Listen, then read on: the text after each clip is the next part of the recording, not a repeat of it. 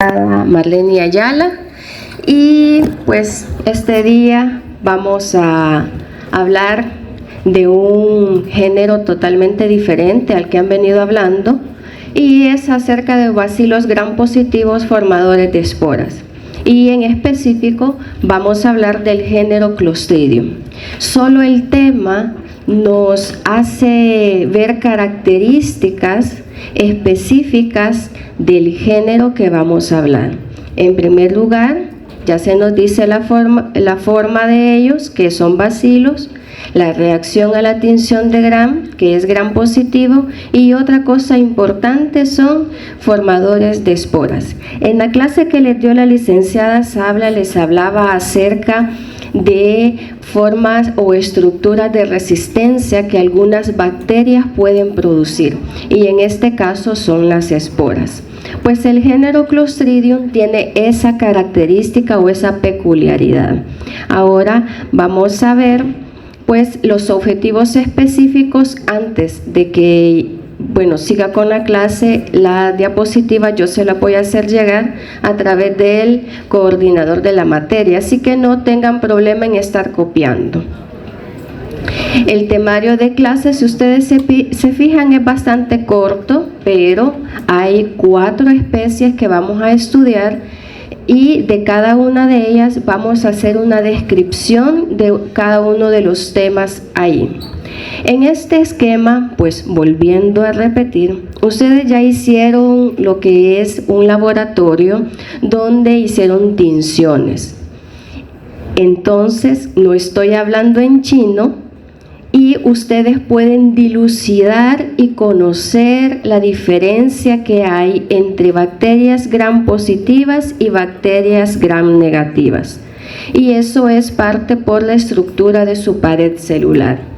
También en este esquema lo hago ver y hago hincapié, y me he tomado como el trabajo de colocarle las diapositivas en color morado, no porque sea feminista, sino para que cuando ustedes lo estudien se acuerden de que este género es gram positivo. Entonces, siguiendo con el tema y dejando de lado el feminismo, seguimos que son bacilos, ¿sí? Bacilos gram positivos, igual que bacilos subtilis. Si se recuerdan, lo hemos visto en el laboratorio. En este caso son bacilos gram positivos, pero no son subtilis, no es perteneciente al género de Bacillus subtilis, sino que estos son esporulados y tienen la característica de que son anaerobios. También en la clase de metabolismo bacteriano se habló acerca de aquellas bacterias que son aerobias, anaerobias facultativas, aerotolerantes o anaerobios estrictos. Este género en específico es anaerobio estricto. Hay algunas especies que pueden tolerar pequeñas cantidades de porcentajes de oxígeno presentes en el medio, pero en este caso Clostridium tiene que crecer en una atmósfera carente de oxígeno, porque para la bacteria esto va a ser tóxico. Ahora sigamos. También en la clase que dio la licenciada Sabla les habló acerca de esa estructura de resistencia. ¿Que cuál era? Aquí lo dice, pero quiero que ustedes me lo digan. Las esporas. Estas esporas tienen la característica de que se forman cuando la bacteria se encuentra en un medio que no es propio para que pueda multiplicarse o para que pueda reproducirse. Entonces la bacteria, cuando no encuentra el medio idóneo, empieza a producir o empieza a esporularse. Es como si nosotros no nos encontramos en un lugar que nos agrada, y lo que hacemos es mejor no hablar y pasar de forma inerte, de modo que nadie nos vea ni que nadie sepa que estamos ahí. Pues la bacteria tiene ese mismo comportamiento. Cuando no ve el medio idóneo o cuando hay presencia de oxígeno, toma esa forma de resistencia y pasa a la esporulación. Entonces, en la esporulación hay que tener algo bien claro, que luego de la esporulación, cuando encuentra el medio idóneo, surge la germinación. Y la germinación quiere decir que es la reproducción o que se reproduce una célula idéntica a aquella que se produjo por la esporulación. Quiere decir, en pocas palabras, que si una bacteria o una especie que era virulenta se esporuló, hablando de Clostridium, y vuelve a germinar, va a seguir siendo virulenta, no va a cambiar, porque el material genético se mantiene. Entonces, ya hablamos de varios aspectos que nos van a ir guiando para poder comprender lo que es el género Clostridium. Y como ven, seguimos con las diapositivas de color rosa o morado para que ustedes se guíen. Género Clostridium, aquí podemos observar, y usted dice, pero mire, fíjese que allí yo observo que hay algunas que pues no se parecen a bacilos, sino que más bien tienen como unas círculos o pelotitas en medio, como dicen algunos. Mire, yo veo pelotitas en el microscopio. No, o chibolitas, esto no. Esto significa que hay presencia de esporas. Estas esporas las pueden tener de forma terminal, subterminal o central. Entonces, esta imagen pues refleja lo que es la presencia de esporas es lo que no me gusta de esta pantalla.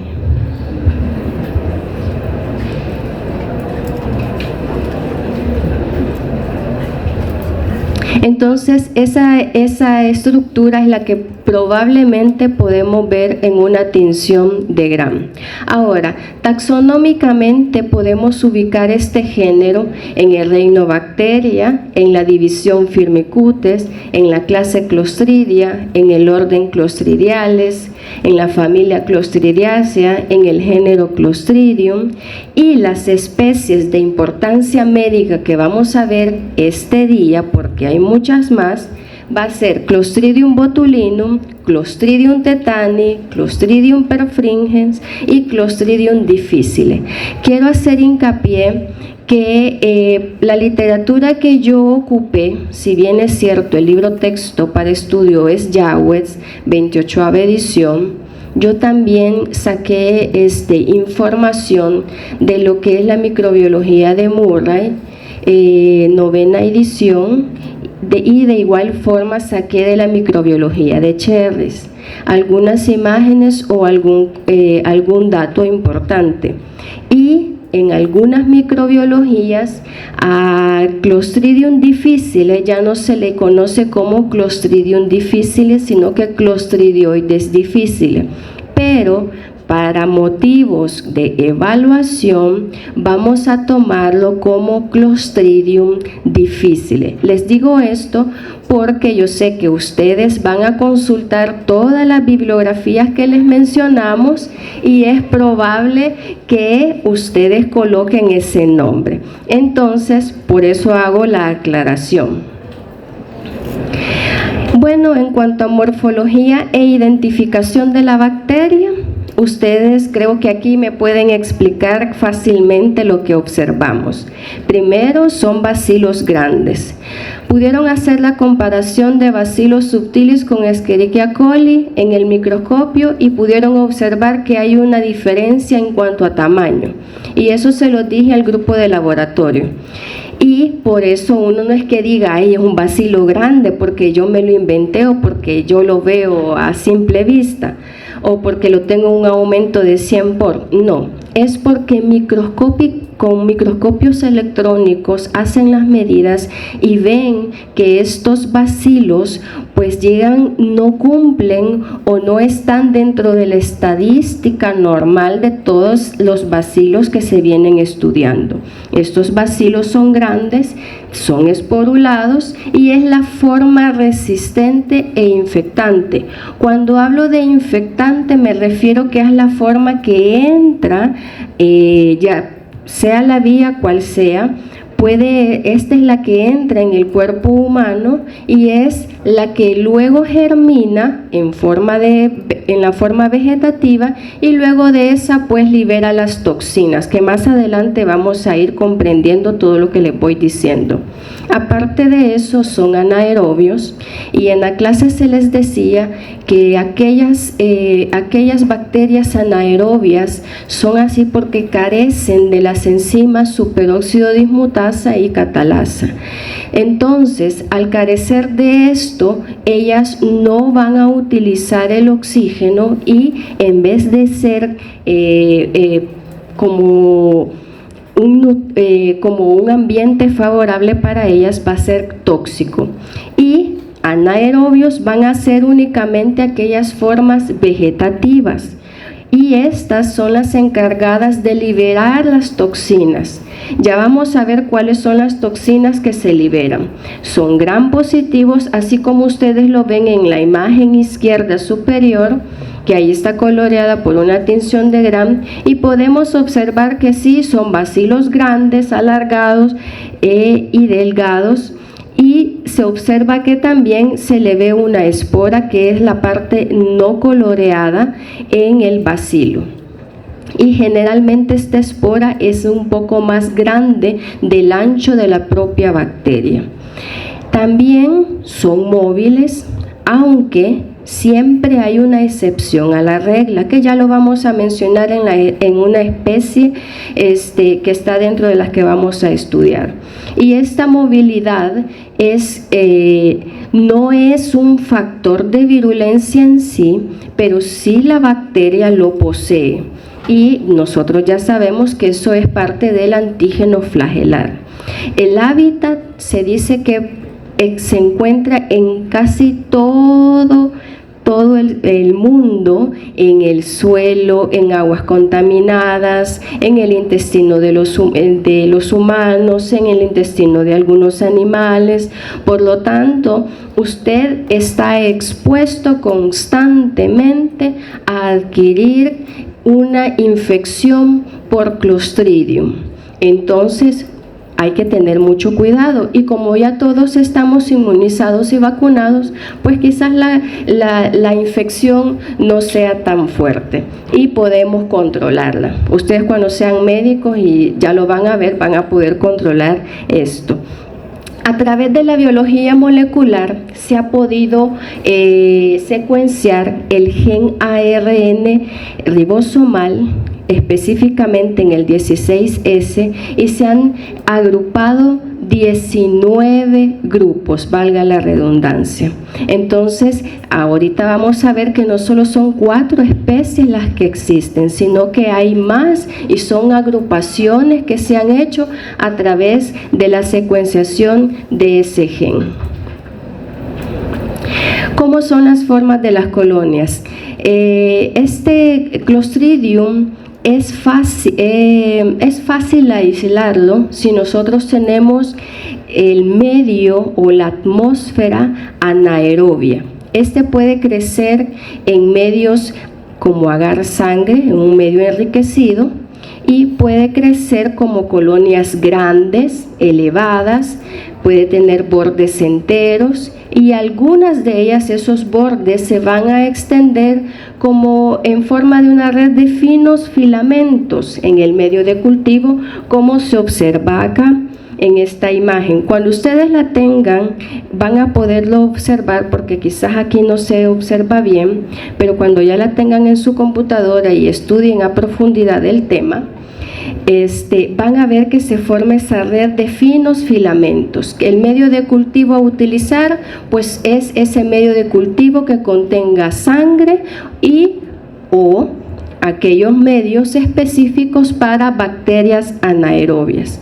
Y hay una pregunta abajo y es si estos producen una zona de hemólisis. Sí, los Clostridium poseen hemolicinas que lo que hacen es lisar glóbulos rojos, ya sea in vivo o in vitro. Y en este caso, la mayoría de ellos lo que hacen es que producen una hemólisis beta. Cuando vean las clases o cuando vean clases de estreptococos, van a comprender quizás un poco a profundidad lo que son las hemólisis. Hemólisis beta significa que hay una lisis completa de los eritrocitos y lo que vamos a observar es un halo transparente alrededor de la colonia. Entonces hay algunos que aparte de producir una hemólisis beta, producen una doble hemólisis. Y se dice en alguna literatura que se observa una hemólisis beta alrededor de la colonia y aparte o adyacente a esa hemólisis beta se observa una hemólisis alfa, o sea, una hemólisis parcial de esos glóbulos rojos. Así que esto es parte de cómo crecen o cómo se aísla Clostridium en medio de cultivo. Algunas características o fisiología propia del género es que son sacarolíticos, pueden ser proteolíticos y son grandes productores de toxina. Y a esto hay que ponerle cierta atención, porque no todos son sacarolíticos, no todos son proteolíticos, pero sí todos son productores de toxina. Y hay algunos que sí poseen la propiedad de ser sacarolíticos y proteolíticos. Y yo sé que ustedes ya saben que es sacarolítico, que es fermentación de carbohidratos, cabal, así. Y proteolíticos es que hacen proteólisis, dicen. Proteólisis es la digestión de proteínas. Ahora ya entrando en tema, porque ya el tiempo pues va apremiando, vamos a hablar en específico de Clostridium tetani. Si ustedes se fijan ahí en la imagen, es un tanto raro, parece como un, no sé, como si fuera un extraterrestre, pero no, pero son bacilos gram positivos, aunque aquí no están coloreados de morado, porque ese es el color que adquieren cuando se tiñe con la tinción de gram. Son bacilos gram positivos delgados y tienen una espora terminal. Y esta, pues, pongan atención, porque tiene la característica que visualmente la podemos ver como si fuera un palillo de tambor.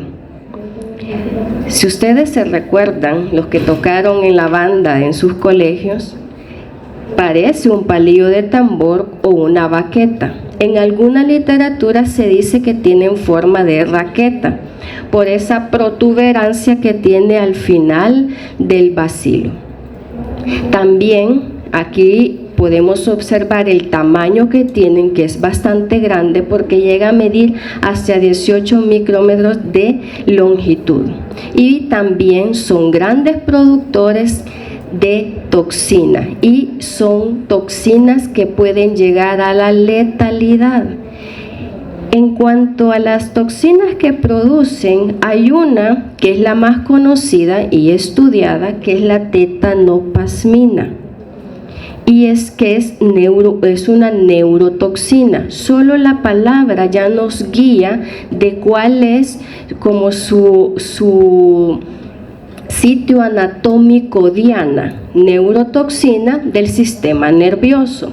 Y hay una tetanolicina que hasta el día de hoy pues no se ha encontrado, no se han hecho estudios qué es lo que realmente hace a la hora de producir la enfermedad o para qué sirve como factor de patogenia, pero sí se conoce que es una hemolicina.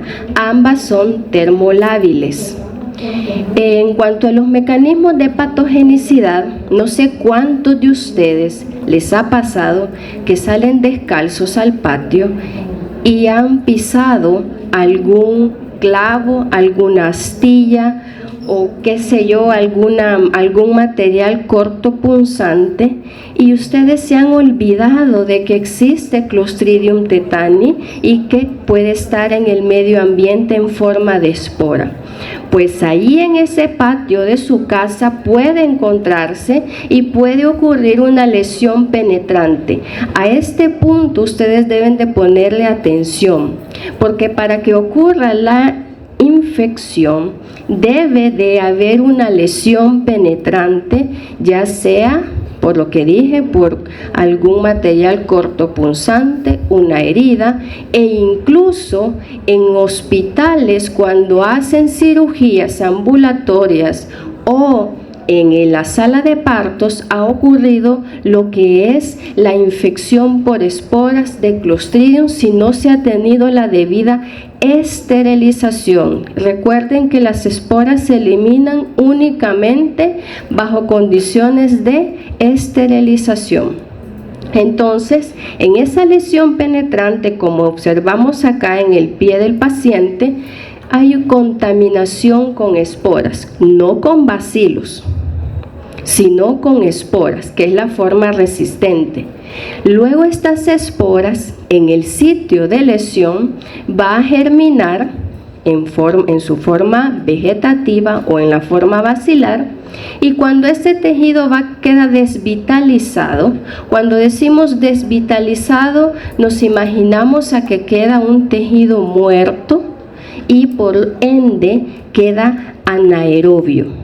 Ya no hay irrigación sanguínea por parte de los glóbulos rojos y no llega oxígeno. Entonces ocurre que hay una multiplicación de Clostridium tetani en ese tejido, y aquí ocurre algo bien característico de la bacteria, que esta bacteria, este bacilo, a pesar de tener flagelos, no va a invadir el bacilo a través del torrente sanguíneo de la linfa. ¿Por qué? Porque él no tolera el oxígeno, sino que se queda, como quien dice, estático allí en el sitio de la lesión, y él se autoliza. Se lisa el bacilo y libera la toxina tetanoplasmina. Entonces, de esa forma es como ocurre o cómo comienza la lesión o la patogenia. Sigamos. La tetanoplasmina se divide en dos subunidades. Subunidad B, que es la más pesada o la cadena más pesada, y esta tiene una característica, que esta es la que se une a la membrana presináptica. Acordémonos que dijimos que era una neurotoxina. Entonces esta viaja a través de lo que es la linfa, la toxina, ¿verdad? Viaja a través de la linfa o sangre, llega hacia esa neurona motora, y ahí es donde ocurre esa unión en la membrana presináptica. Luego esta va a migrar por el sistema de transporte axonar retrógrado a las neuronas, a la médula espinal y al tronco cerebral. Cuando hablo de retrógrado, quiere decir que va en contra de la dirección de la sinapsis para que ocurra la contracción muscular. Entonces, en esa ocasión, lo que sucede es que entra la subunidad A, y esta lo que va a degradar es la sinaptobebrina, que más adelante ustedes la van a ver. Esta forma un complejo en conjunto con otros neurotransmisores que van a ayudar a movilizar esa vesícula que lleva la acetilcolina, pero en este caso nos vamos a quedar hasta aquí porque si no lo voy a confundir. Y cuando estas dos subunidades trabajan en conjunto hay un bloqueo, y ese bloqueo lo que sucede es que ya no hay, en este caso, una inhibición de la contracción muscular, y puede suceder que haya una hiperreflexia espasmos musculares y una parálisis espástica. En este dibujo pues hay una representación de lo que ocurre con la tetanoplasmina, no explicándolo con subunidad A, subunidad B, pero sí podemos observar que en la neurona motora está la sinapsis excitatoria, la sinapsis inhibitoria, y lo que hace es que ella evita lo que es la liberación de glicina y también del ácido gamma aminobutírico, que es lo que produce la inhibición de la contracción muscular. Por lo tanto, el músculo siempre va a mantener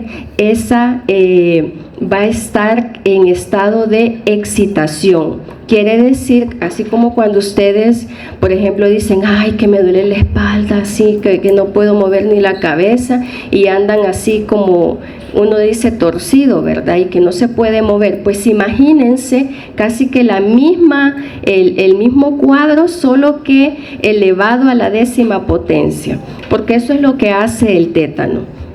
Entonces, al final, pues ocurre lo que dice ahí: hiperreflexia, espasmos musculares y parálisis espástica. En cuanto a la patología, tenemos varias formas de tétano. Hay un tétano localizado. Cuando hablamos de localizado, obviamente estamos hablando de que la infección queda allí en el sitio de la lesión, y lo único que pasa es que los músculos adyacentes quedan rígidos y tiene que esperar a que pase o a que se formen nuevas neuronas motoras para que el músculo vuelva a su normalidad, porque esta infección es irreversible. O sea que media vez se le dé esa unión de lo que es la tetanoplasmina, ya no puede volver a la normalidad esa neurona. Entonces, eso es el tétano localizado visto en esta imagen. También hay un tétanos generalizado donde podemos observar que se puede ver el trismus, que es el que está acá, este paciente. Puede haber risa sardónica, donde el paciente se observa como si se está riendo de forma forzada. Así que cuando vean que alguien se ríe de forma forzada, pues probablemente esté teniendo una infección por tétano. No, mentira. Está también el tétano cefálico, que es una lesión de la cabeza que puede darse por una otitis media crónica. Y el tétano neonatal, que pues no es que la madre haya pasado el tétano al bebé de forma intraplacentaria, sino que ocurre cuando cortan el cordón umbilical con material que no ha sido esterilizado, y entonces puede llegar a ocurrir tétano neonatal. Entonces, en este caso puede llegar a la muerte. Y en cuanto al tétano generalizado, también tenemos dos características, y que se forman los opistótonos. ¿Se recuerdan de eso? No, ¿verdad? Pero a eso se le llaman opistótonos. Entonces, estas son las patologías que pueden llegar a ocurrir por una infección por Clostridium tetani. Epidemiología, como dijimos, es ubicuo, podemos encontrarlo donde sea. Media vez haya esporas ahí, usted puede ser infectado por ella. Las formas vegetativas tienen sensibilidad al oxígeno, a la toxicidad del oxígeno. La espora es la forma resistente. La inmunidad se da por vacunación. Recuerden, a todos nosotros creo que ya recibimos la pentavalente, la hexavalente y tétano a partir de los 10 años. Eso se coloca de los 2, 4, 8 meses, si no mal recuerdo, y se vuelve a colocar hasta los 10 años nuevamente. Luego está el tratamiento, que no existe, pero se puede prevenir a través de la inmunidad. Puede también el médico decidir hacer un desbridamiento quirúrgico para eliminar aquellas esporas circundantes en el sitio de la lesión o aquellas formas vegetativas. También cabe recalcar que el control ambiental es imposible, ya que no podemos andar esterilizando todo el suelo que andamos viendo o donde vayamos, o los ríos a donde vayamos, no podemos esterilizarlos. Por lo tanto, es casi que es imposible eliminar las esporas. Ahora vamos a ver otra especie que es parecida en cuanto a quizás a la forma o a la infección que produce tétano, pero la patología es diferente o el factor de patogenia es diferente. Primero, yo creo que todos conocemos y quisiéramos tener el dinero suficiente para que nos inyecten el Botox, para no envejecer nunca. Pero lamentablemente eso es bien caro y hay riesgos de someterse a esos tipos de tratamiento. Pues esta bacteria, esta especie es la encargada y es de ahí donde sacan el Botox, de Clostridium botulinum.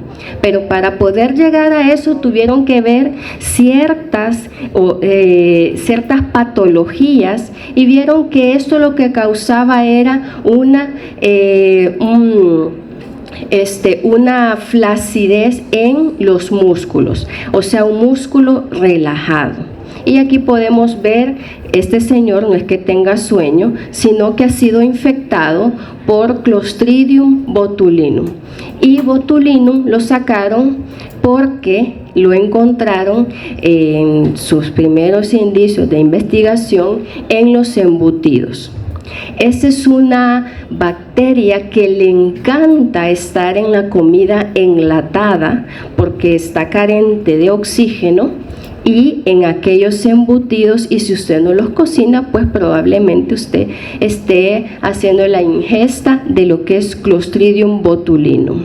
También es bien conocido que a los niños o a los lactantes menores de 1 año, hoy han colocado que hasta los 2 años, no se les debe de dar miel. No es que la miel sea un vehículo de primera clase para Clostridium botulinum, pero se ha descubierto que sí es probable que la miel pueda ser un transporte de las esporas de Clostridium botulinum. Y siempre pues es el causante del botulismo, son bacilos anaerobios, forman esporas, si tienen un tamaño grande pueden llegar a medir hasta las 20.2 micras, entonces es aún más grande que Clostridium tetani y estos tienen necesidades nutricionales exigentes y sus esporas, al igual que las características de todas las esporas, son resistentes al calor.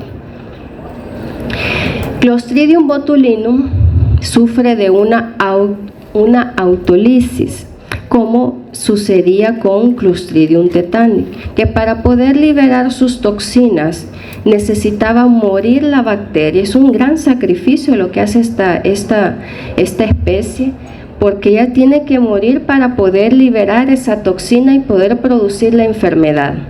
Hay 7 variedades antigénicas de toxinas que se clasifican según las letras del abecedario.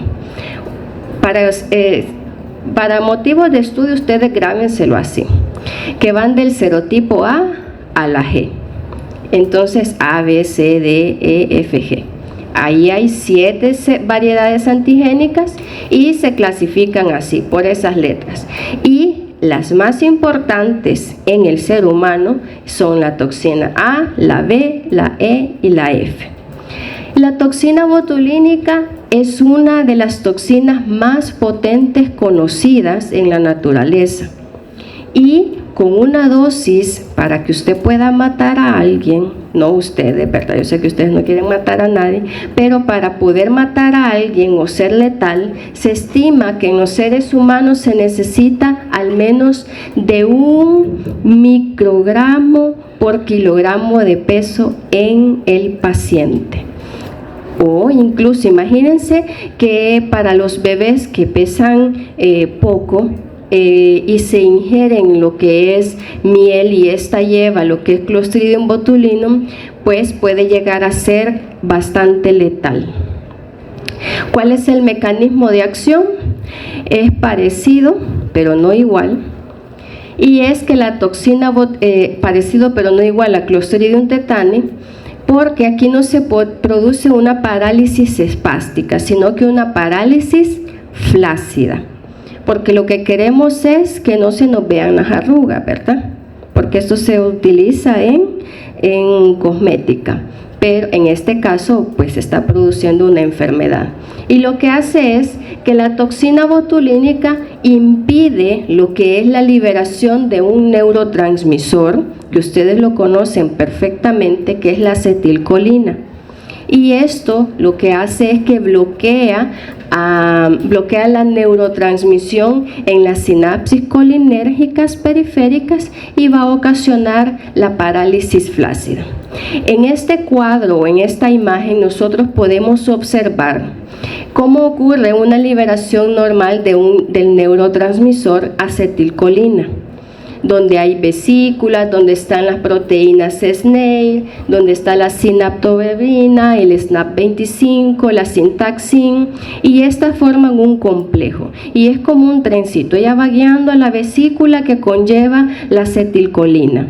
Pero si en este caso nosotros estamos expuestos a la toxina botulínica, ¿qué ocurre? Esta sufre una endocitosis, la toxina, y lo que hace es que la cadena liviana se interpone y empieza a escindir o a destruir o a separar lo que son los diferentes neurotransmisores que forman ese complejo SNER. Y por ejemplo, los tipos que les mencioné anteriormente, clasificados por las letras del abecedario, por ejemplo, el tipo B, D, F y G, ¿qué va a hacer? No va a poder formar lo que va a poder, no se va a poder formar el complejo porque va a destruir la sinaptobebina.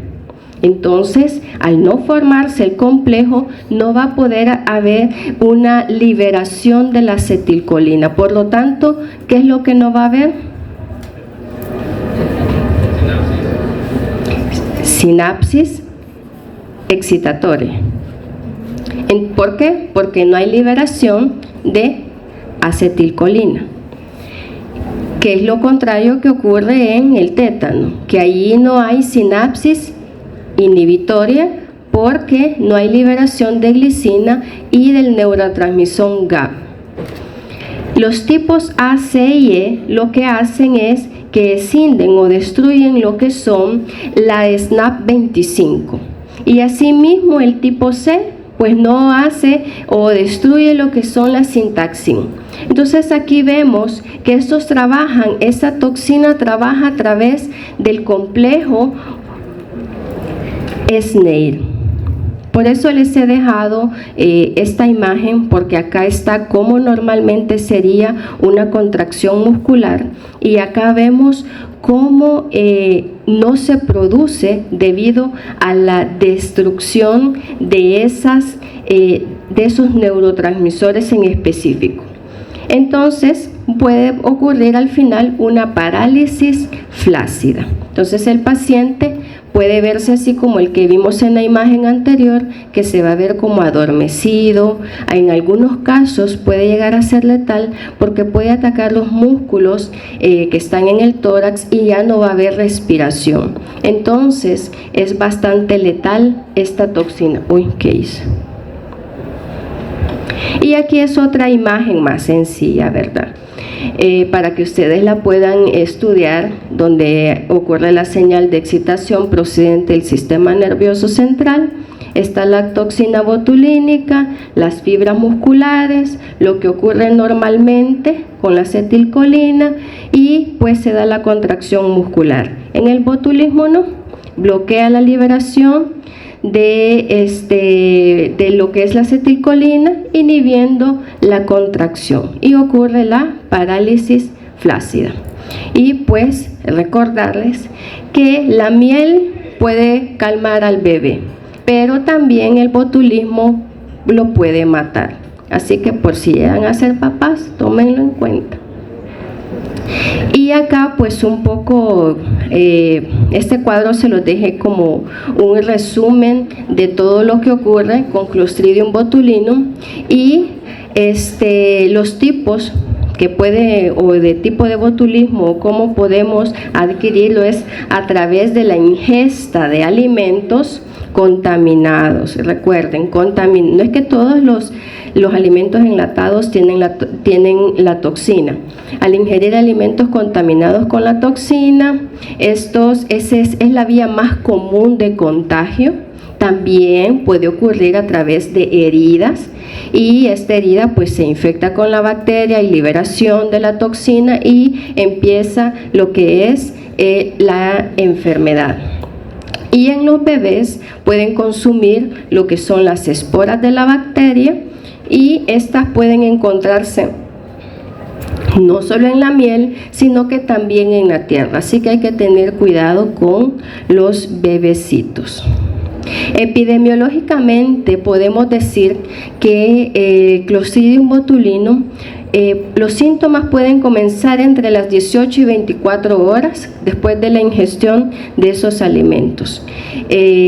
También las esporas de Clostridium botulinum la vamos a encontrar de forma ubicua, o sea, en todo el suelo o en todo medio ambiente. El botulismo del lactante es una de las formas más comunes, por lo que les decía anteriormente, y la detección de la toxina y no del microorganismo es necesario para un diagnóstico definitivo. Hoy en día el médico lo que hace es observar, pues primero, no sé si están viendo semiología, pero lo que hace es que a través de las características o a través de la sintomatología, él puede decir, no, esto es lo que le está sucediendo al paciente, sin necesidad de mandar esa muestra al laboratorio clínico.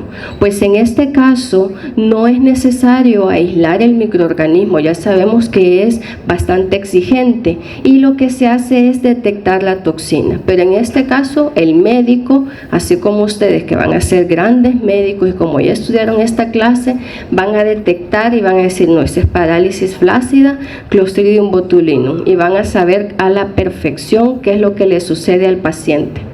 Y la toxina botulínica es usada, en alguna literatura se dice que es usada como un agente potencial importante para el bioterrorismo o una guerra biológica. Así que no nos admiremos de que algún día andemos sin poder movernos, ¿verdad?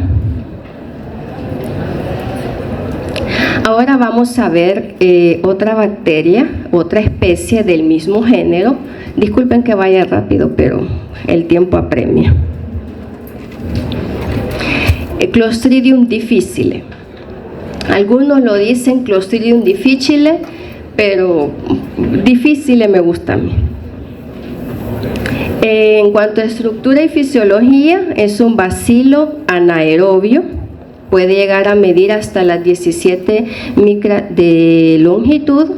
Estas forman, aquí que quiero que pongan atención, porque Clostridium puede llegar a formar esporas, tanto in vivo como in vitro.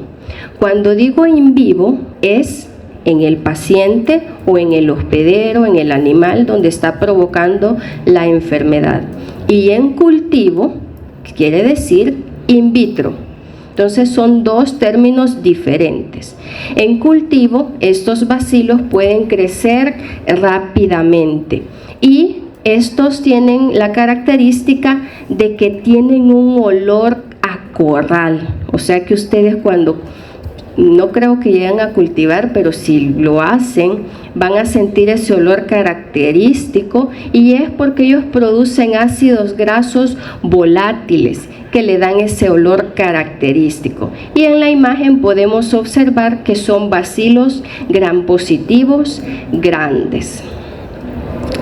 Primero, en cuanto a la patogenia, pues empezamos con la formación de esporas.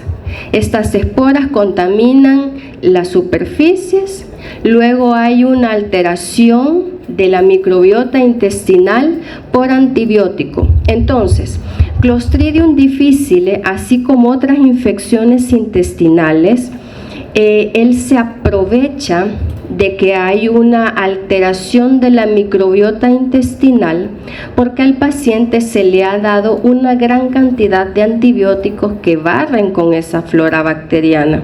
Por lo tanto, él aprovecha y empieza a colonizar. Entonces, cuando surge esa colonización o esa germinación de las esporas, producen adhesinas y proteasas, y también pueden producir toxinas. Y entonces, al final de cuentas, se da la diarrea. Usted dice que fíjate que me dieron antibiótico y en vez de curarme, más diarrea me dio. Entonces, a veces es probable que haya presencia de Clostridium difficile. Y en cuanto a la producción de las toxinas, hay dos. Hay una enterotoxina, que es la más común, que es llamada la toxina A, y una citotoxina, que es la toxina B. El mecanismo de germinación de Clostridium difficile difiere un poco de la mayoría de las otras bacterias que hablamos anteriormente, que van a formar esporas, y este es desencadenado por las sales biliares que se encuentran en el hospedero, o sea, en ustedes. Esas sales biliares hacen que se produzca la germinación.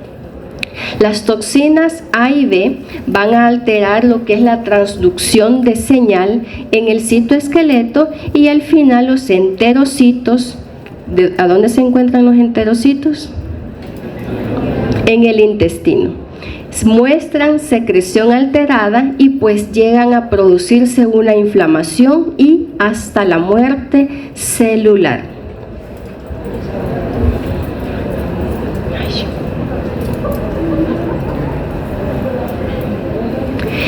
Y este es el proceso de germinación y daños causados por Clostridium difficile. Primero, la formación de esporas, que es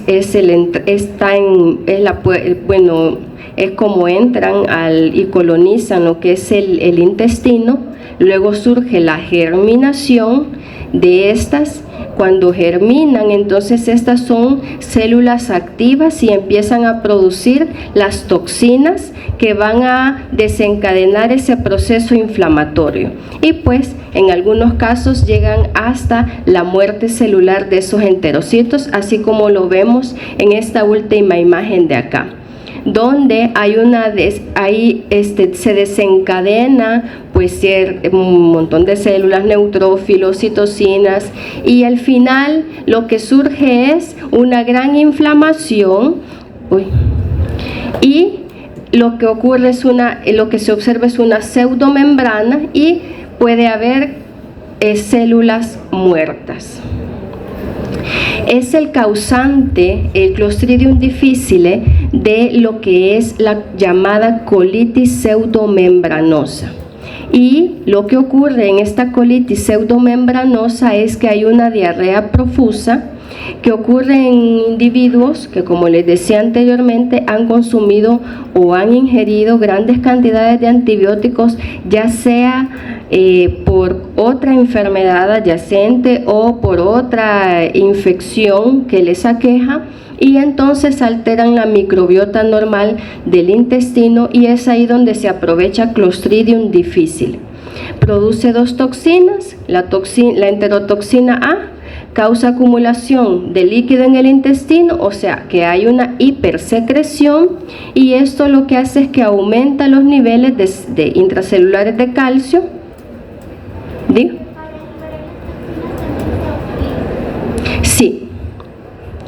La toxina B produce una toxina citopática y esta se ha detectado en muchos pacientes asintomáticos. ¿Qué quiere decir esto?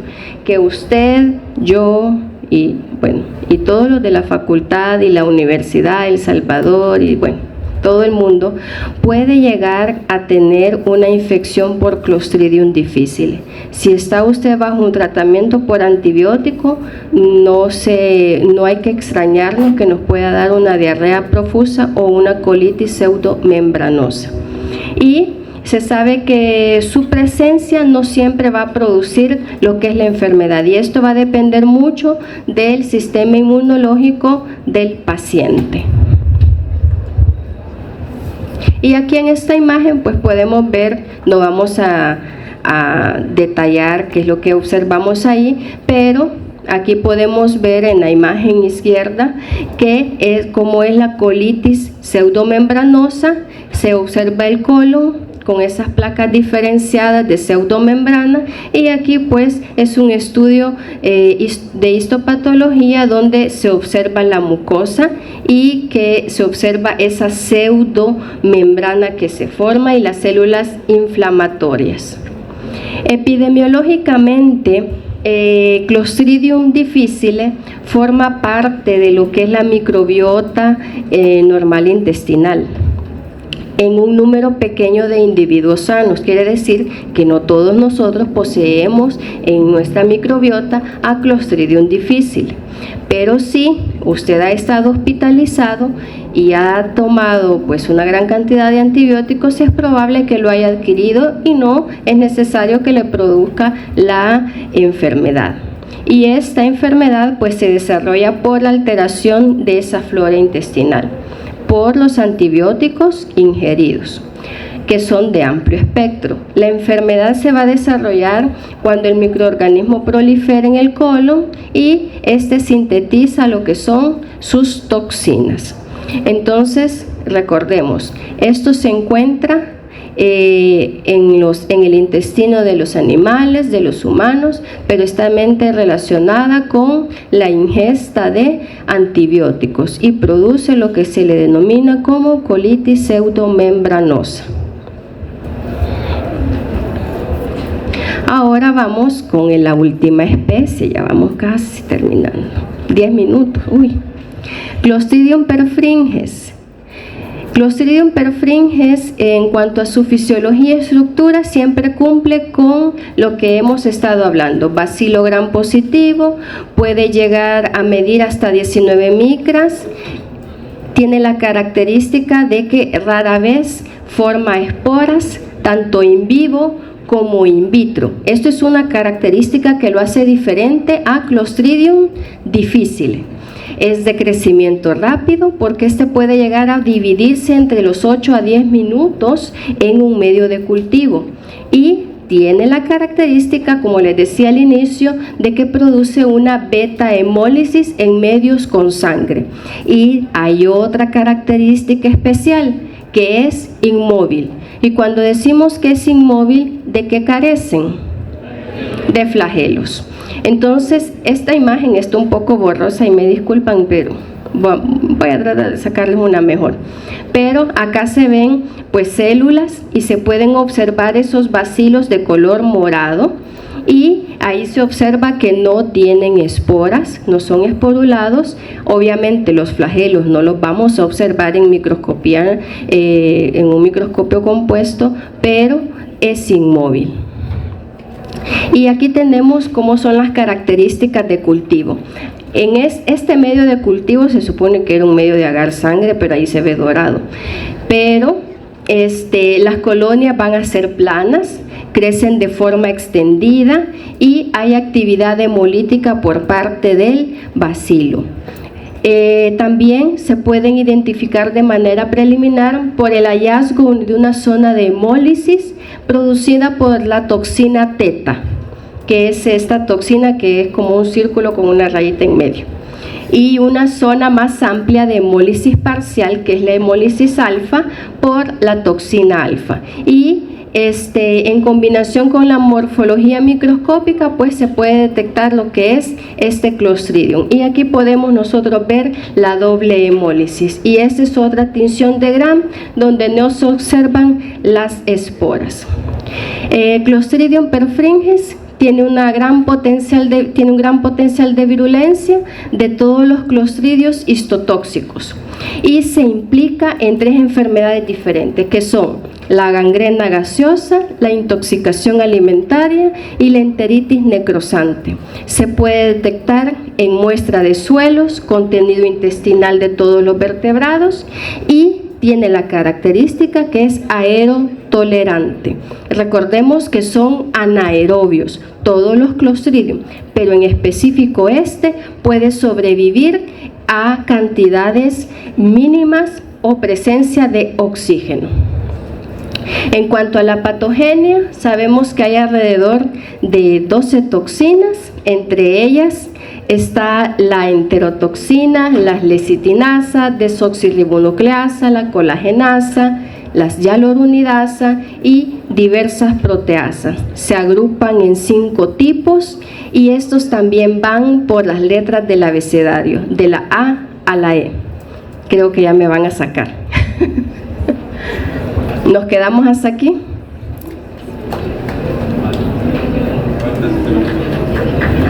Faltan pocas diapositivas, pero a psicología. Bueno, entonces continuamos.